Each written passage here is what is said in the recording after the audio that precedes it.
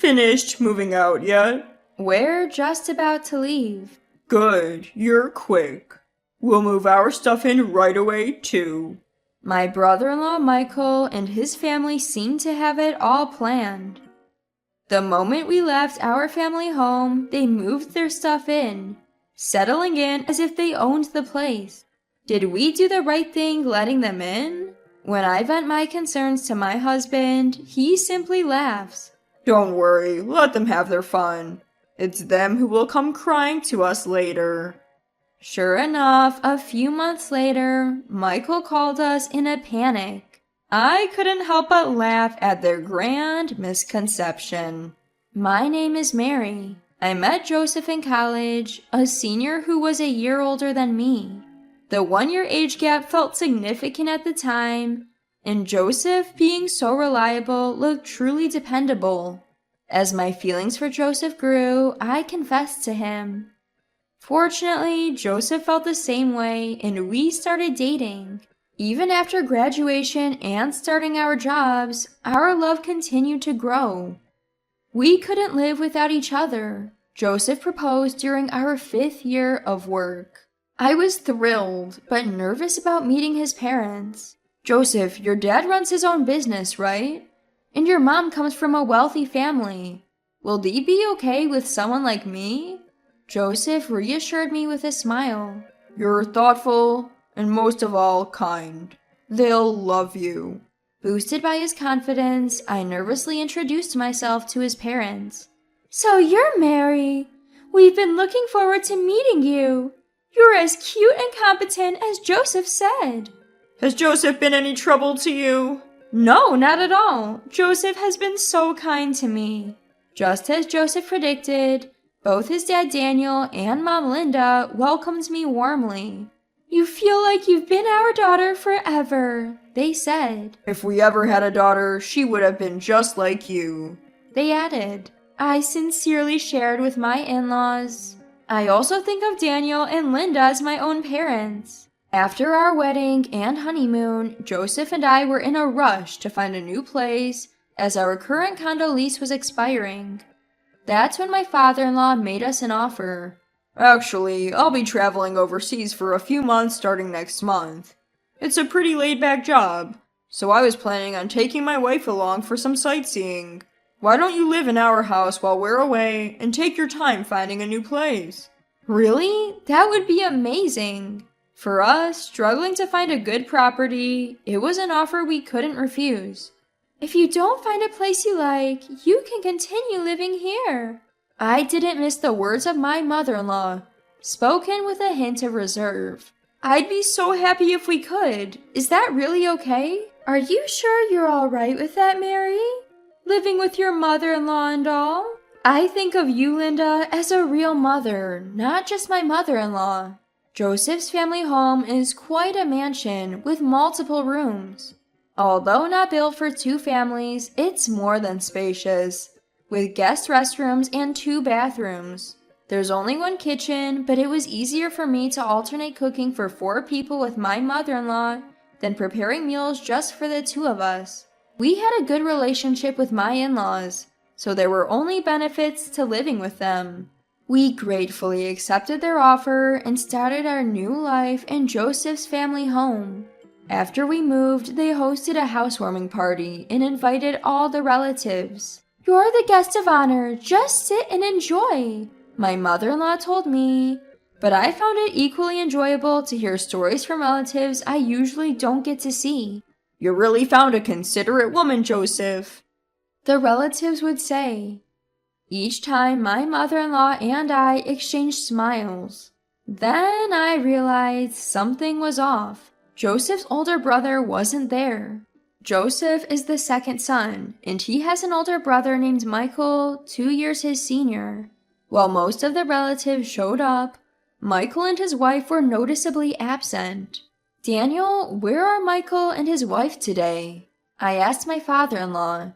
He looked a little downcast as he replied, They're fine. Don't worry about them. When I looked puzzled, my mother-in-law elaborated. Michael used to always come to these things, but ever since he married Jessica, he's been distant. I had heard from Joseph that his mom always favored the eldest son, and she seemed to greatly dislike Jessica for changing her beloved son. In the end, Michael and his wife never showed up that day. Joseph and I sent a moving in greeting letter to their home afterward. A few days later, I received a phone call from Michael. Is Joseph there? His voice was curt. Ah, Michael, Joseph is at work today. Can I take a message? You're Joseph's wife, right? Mary? Yes, it's been a while. Why are you two living in the family home? Huh? This is a moving notice. The new address is my parents' house, isn't it? Yeah, well, Daniel and the others recommended it, so we've been graciously living here. When I heard about your housewarming, I thought how audacious you were to use my parents' house. But I never thought you'd actually be living there. You've got some nerve. It was clear Michael didn't like that we were living at his parents' home. Phone calls aren't cutting it. I'm coming over this weekend to talk. Daniel will be away scouting for an overseas trip next weekend. I don't care about Dad. I need to talk with you and Joseph. Well, Joseph might be busy with work too. Seriously? Then you'll do. And so Michael came to our home the next weekend. Mother-in-law seemed delighted to see her son after such a long time. Mom, you're here too? Of course! I've been looking forward to seeing you, Michael. I'll be heading to Dad's next week, so I'm glad we could meet. Oh yeah, I heard Dad got a job overseas. Michael said this with disinterest and glared at me. Since your eldest son is here, how about making some coffee? Oh, sorry. As I hurried to make the coffee, Michael sneered. Just coffee, no snacks. You really don't get it. Usually you serve sweets too. Sorry. As I rushed to get some snacks, Michael stopped me. You're not planning on using store-bought snacks, are you? Get some cake from that place downtown. Remember that for next time. Mother-in-law seems pleased with her eldest son's visit and didn't offer any help. Mary, could you go get some? Michael has always loved their cakes. It seems mother-in-law wasn't on my side here either. All right. As I prepared to go shopping, Michael had another demand. For dinner, make me a hamburger steak. Use demi-glaze sauce. And don't you dare buy store-made sauce. You're staying for dinner too? You got a problem with that? It's your duty as my brother's wife to entertain me. I went shopping and immediately started preparing dinner. Even though he said he wanted to talk, I had no time for conversation as I got wrapped up in Michael's whims. When dinner was finally ready and I thought we could talk, Michael dropped a bombshell. Why are there 3 plates? Because Linda will be eating too, right? If Mom's here, it's obvious she's eating. The only one who's in the way is you. In the way? Yeah, I want to have a quiet dinner with Mom. There's no seat for you. You can't be serious. After making me prepare the meal, Michael kicked me out of the house. I ended up eating alone outside, then came back when I thought the coast was clear. Shouldn't we talk now? I finally broached the subject with Michael, who nonchalantly replied, That talk is unnecessary now. What do you mean? Jessica and I have decided to live in this house. You and Joseph will have to leave. What? We've already moved in. Don't you think it's better for me, the eldest son, to stay in this house, Mom? My mother-in-law looked regretful as she spoke to me. Mary, I apologize, but Michael finally seems to be stepping up as the eldest son. It would give me peace of mind if he stayed here. Upon hearing his mom's words, Michael grinned smugly. See, even Mom agrees with me, ha ha ha. So get your stuff packed and move out. Michael said this and left in a good mood. Caught off guard, I was alone in the bathroom when Joseph finally came home from work. What's wrong, Mary? I relayed what Michael had told me.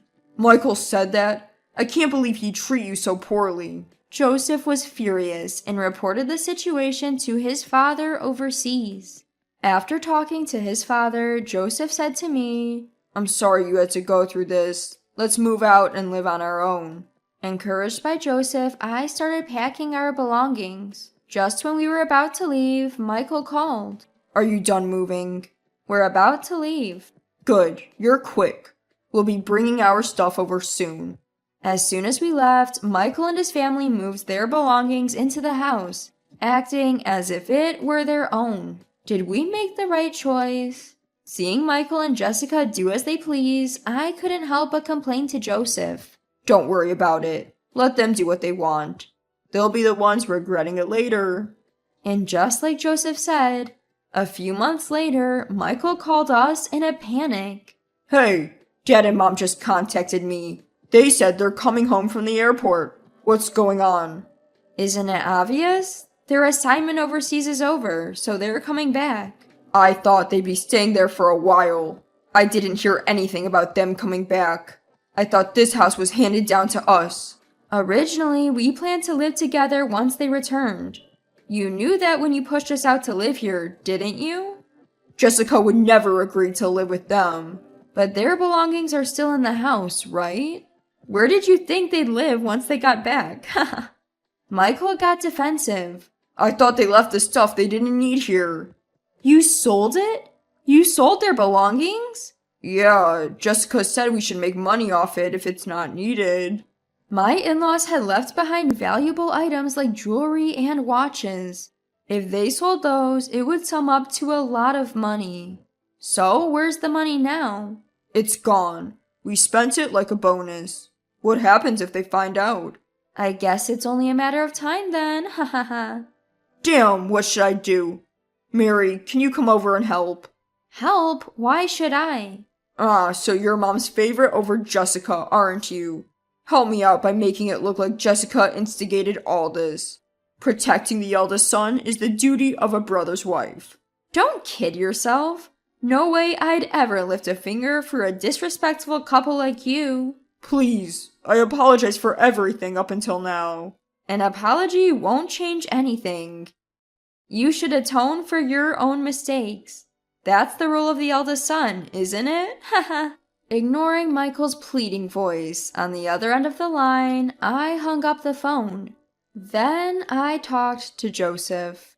Joseph chuckled. Yeah, because there's no way Jessica, who never got along with Dad and Mom, would agree to move back in. Dad even said to live wherever we want until they give up and move out. He's covering all the moving and rental costs. I see. So, Joseph, who had been quite angry with Michael's presumptuousness, so easily decided to move out because he knew this. I figured if I told you, Mary, you'd probably tip them off. Sorry for keeping quiet. No worries. I feel much better now. Michael and Jessica were stuck waiting for my parents-in-law because they had nowhere else to go, with no savings and a canceled lease. When my parents-in-law returned home from the airport, they were furious to find their belongings sold off. I never thought you'd be this irresponsible. You're not worth retraining. Get out now. Wait, I didn't think you were coming back. I thought Jessica and I could live here. Isn't Mom on my side? Even mother-in-law couldn't cover for him. Michael never intended to live with us. I was a fool to hope he'd change. My parents-in-law handed Michael and Jessica the bills for the jewelry and watches they had sold and kicked them out. We can't pay this. We have nowhere to live. That's right. I'm not even working. Father-in-law shouted at the naive couple. Unbelievable. You spend money you can't repay in a matter of months. Being jobless is no excuse. Work and pay it back. The stern voice of father-in-law finally got through to them. Jessica began juggling multiple part-time jobs, using all her earnings for repayment. They couldn't cover father-in-law's monthly payment plan, so even Michael's salary had to fill in the gap. The two are now living frugally in a cheaper, smaller apartment than before. Later, mother-in-law and father-in-law came to the condo where Joseph and I live. Mary, I'm truly sorry. I got carried away thinking Michael could live with us. It's okay. It's in the past. No, it's not okay. And I'd like to ask you again. Mary, would you consider living with us? Mother-in-law seemed genuinely remorseful. We've always known that mother-in-law isn't a bad person. Joseph and I looked at each other and nodded. Our minds were made up. Of course, if it's okay with Daniel and Linda, we'd love to move back into that house. We all agreed to live together again as a family of 4. I feel like this incident has strengthened the bond between my in-laws and me even more.